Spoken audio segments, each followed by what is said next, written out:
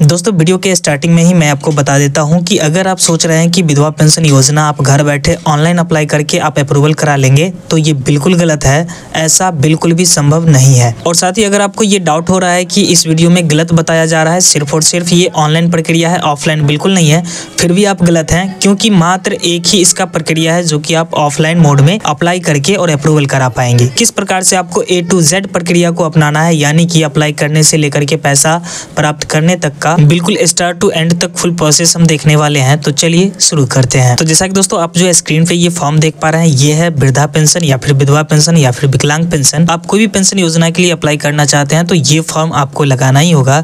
जैसा कि देख पा रहे हैं यहाँ पे ये कुल मिलाकर के 4 पेज का ये फॉर्म है।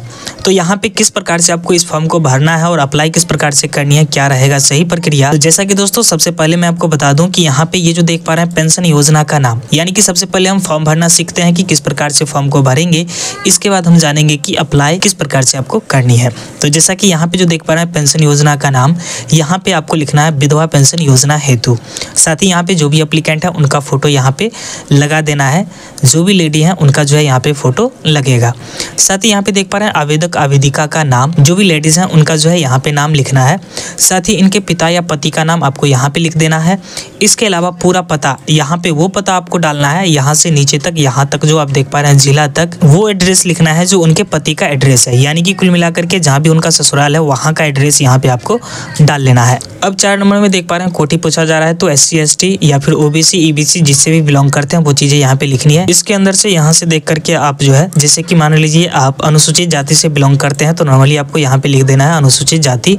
इसके अलावा दोस्तों यहाँ पे देख पा रहे हैं आवेदक का पहचान चिन्ह बोला जा रहा है, तो जो भी एप्लीकेंट है उनका कोई एक पहचान चिन्ह, जैसे कि शरीर में कोई कट मार्क हो तो वो यहाँ पे लिखना है। यह साथ ही यहाँ पे देख पा रहे हैं उनका जन्म तिथि, तो जो भी एप्लीकेंट है उनका डेट ऑफ बर्थ यहाँ पे लिखना है। आवेदन देने के समय क्या आयु है, वो वर्ष के फॉर्मेट में, क्या वो 65 साल के हैं, 60 साल के हैं, 50 साल के हैं, 40 साल के हैं, तो वो यहाँ पे आपको लिखनी है। साथ ही BPL क्रमांक संख्या है तो डालिए, नहीं तो आप इसे खाली छोड़ देंगे। आगे हम डिस्कस करेंगे कि यहाँ पे आपको क्या करना है। सही दोस्तों, यहाँ पे देख पा रहे हैं विकलांगता की स्थिति में विकलांगता का प्रतिशत, तो यहाँ पे आपको कुछ नहीं डालना है, क्योंकि ये विकलांग पेंशन योजना के लिए हम फॉर्म नहीं भर रहे हैं, ये विधवा पेंशन योजना के लिए हम डाल रहे हैं। तो फिलहाल यहाँ पे आधार संख्या आपको डालना है, यहाँ पे आपको खाली छोड़ देना है। तो यहाँ पे आधार संख्या लिख दीजिए। इसके अलावा आप जो भी पहचान पत्र संख्या है वो पहचान पत्र संख्या लिखेंगे। जो भी एप्लीकेंट है वो अपना यहाँ पे डिटेल्स डालेंगे। साथ ही यहाँ पे बैंक का पासबुक इसके साथ संलग्न करना होगा। इसके अलावा अपना मोबाइल नंबर यहाँ पे डालेंगे। सही दोस्तों, स्क्रॉल डाउन करते हुए यहाँ पे डिक्लेरेशन, यानी कि डिक्लेरेट किया जा रहा है कि मुझे सामाजिक सुरक्षा की किसी पेंशन योजना अंतर्गत पेंशन स्वीकृत नहीं है, यानी कि कोई दूसरा पेंशन हम बिल्कुल नहीं ले रहे हैं। साथ ही अपना नाम लिखेंगे वापस से जो भी एप्लीकेंट है, और विगत वर्षों से, यानी कि कितने वर्षों से, वो वर्ष यहाँ पे लिखना है। जिस जिले में उनका घर है वो जिला का नाम यहाँ पे लिखना है। काम है निवासी या फिर आदिवासी हूँ, कुछ इस प्रकार से डिक्लेरेशन करना है। स्क्रॉल डाउन करते हुए जो भी एप्लीकेंट है वो अपना साइन ठीक इसके ऊपर करेंगे। और साथ ही आवेदक के पहचानकर्ता का हस्ताक्षर, यानी कि जो भी एप्लीकेंट है उनके साथ कोई एक पहचानकर्ता भी होना चाहिए जिनका हस्ताक्षर आपको यहाँ पे करा लेना है।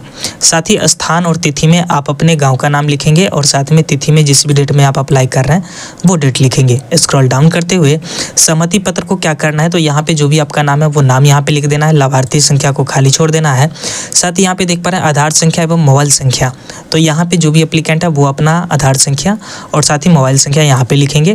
इसके अलावा स्क्रॉल डाउन करते हुए जो भी एप्लीकेंट है वो अपना साइन फिर से वापस से यहाँ पे करेंगे, और तिथि लिखना है। साथ ही उनका नाम फिर से लिखना है, और उनका पूरा पता वार्ड नंबर से लेकर के पिन कोड तक यहाँ पे लिखना है। इसके अलावा जो भी पहचानकर्ता के रूप में खड़े हैं उनके साथ उनका क्या करना है, तो यहाँ पे कुल मिलाकर के देख पा रहे हैं इसके सामने हस्ताक्षर कराना है, उनका नाम लिखना है, और साथ ही उनका वार्ड नंबर से लेकर के पिन कोड तक पूरा पता यहाँ पे लिख देना है। स्क्रॉल डाउन करते हुए यहाँ पे ये फॉर्म में अगर आपको डाउट हो रहा है कि मुख्यमंत्री वृद्धजन पेंशन योजना के लिए ये फॉर्म है, तो आप बिल्कुल गलत हैं, क्योंकि ये फॉर्म वृद्धजन पेंशन या फिर विकलांग पेंशन या फिर विधवा पेंशन, ये तीनों पेंशन में ये फॉर्म लगता है, तो इसे आपको भरना जरूरी है। जैसे कि आपका जो बैंक खाता है वो कौन सा बैंक में है उसका नाम लिखिए, उसका शाखा यानी कि कहाँ पे वो बैंक है वो शाखा का नाम लिखिए, और साथ में यहाँ पे देख पा रहे हैं आपका जो अकाउंट नंबर है वो अकाउंट नंबर यहाँ पे लिखना है। डेट आपको लिख देना है किस डेट में अप्लाई कर रहे हैं और यहाँ पे शाखा का नाम फिर से लिखना है और साथ ही अकाउंट नंबर को फिर से यहाँ पे लिखना है। इसके अलावा स्क्रॉल डाउन करते हुए जो भी आपका आधार संख्या है वो आधार संख्या यहाँ पे लिखना है। साथ ही आधार के अनुसार जो भी नाम है वो नाम यहाँ पे लिखना है। इसके अलावा खाताधारी का हस्ताक्षर यहाँ पे कराना है। साथ ही उनका नाम लिखना है, मोबाइल नंबर डालना है, ईमेल आईडी यहाँ पे है तो डालिए, नहीं तो NA लिख सकते हैं। साथ ही स्क्रॉल डाउन करते हैं तो यहाँ पे देख पा रहे हैं बैंक प्रयोग के लिए, तो यहाँ पे आपको कुछ नहीं करना है। यदि आप चाहें तो इसे भर सकते हैं, जैसे कि जो भी एप्लीकेंट है उनका नाम लिखना है और उनका बैंक का नाम यहाँ पे लिख देना है। साथ ही कौन सा शाखा है वो शाखा का नाम लिखना है, खाता संख्या लिखना है, आधार संख्या लिख देना है और साथ ही मोबाइल संख्या यहाँ पे लिख देना है। से जोड़ दिया गया है, कुछ इस प्रकार से डिक्लेरेशन कराना है और जिस भी बैंक में उनका खाता है वहाँ से इस पे साइन करा लेना है। और साइन कराने के बाद यहाँ पे ध्यान रहे कि जिस भी बैंक में उनका खाता है उस बैंक में जाकर के साइन कराना होगा। इसके अलावा दोस्तों अगला जो फॉर्म है, जैसा कि यहाँ पे देख पा रहे हैं ग्राम पंचायत कार्यालय शहरी, यहाँ पे दोस्तों आपको कुछ नहीं करना है। यहाँ पे आपको कुछ नहीं करना है, बिल्कुल आपको यहाँ पे कुछ भी नहीं डालना है। ये जब आप लेकर के जाएंगे ये फॉर्म, जैसे कि मैं आगे अभी डिस्कस करने वाला हूँ, तो वहाँ पे आपको ये फॉर्म भर करके दिया जाएगा। तो जैसा कि आपने देखा कि कुल मिलाकर के यहाँ पे 4 फॉर्म थे जिसे आपको भरने थे। अब दोस्तों जैसा कि मैं आपको बता दूं कि इसके साथ कौन कौन से डॉक्यूमेंट लगने वाले हैं, तो इसके साथ सबसे पहला डॉक्यूमेंट होता है आधार कार्ड।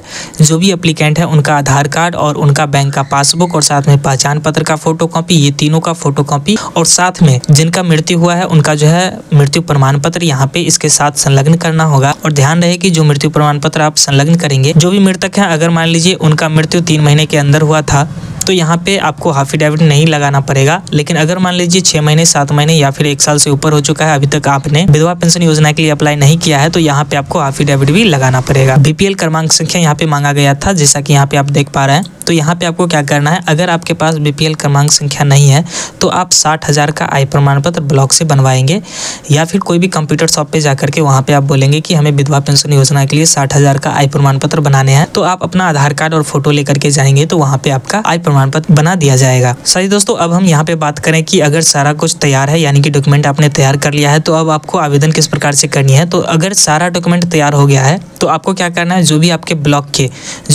ब्लॉक के यानी कि जो भी एप्लीकेंट है उनके ब्लॉक के जो भी RTPS काउंटर है वहाँ पे जाना पड़ेगा और RTPS काउंटर पे जाकर के वहाँ से आवेदन करवाना पड़ेगा। तो वहाँ पे ऑनलाइन अप्लाई करके आपको एक रिसीविंग दे दिया जाता है, जिसे आपको 20 से 25 दिन के बाद उसका स्टेटस चेक करवाना होता है किसी भी कंप्यूटर शॉप पे जा करके। और इसके बाद एक आपको KYC कराना होता है और आपके खाते में पैसा आना शुरू हो जाता है। सही दोस्तों, अगर आपको इस वीडियो से रिलेटेड किसी भी प्रकार का डाउट है तो प्लीज़ कमेंट सेक्शन में पूछना बिल्कुल मत भूलिएगा। तो दोस्तों, अगर आप किसी के झांसे में आ रहे हैं कि नहीं ये ऑनलाइन अप्लाई होता है, तो ये आप बिल्कुल गलत हैं इस स्थान पे, क्योंकि ये सिर्फ और सिर्फ ऑफलाइन प्रोसेस से अप्लाई होता है। सही दोस्तों, अगर आपको ये फॉर्म चाहिए है तो प्लीज़ कमेंट सेक्शन में कमेंट जरूर करिएगा, ये फॉर्म आपको ज़रूर मिलेगा।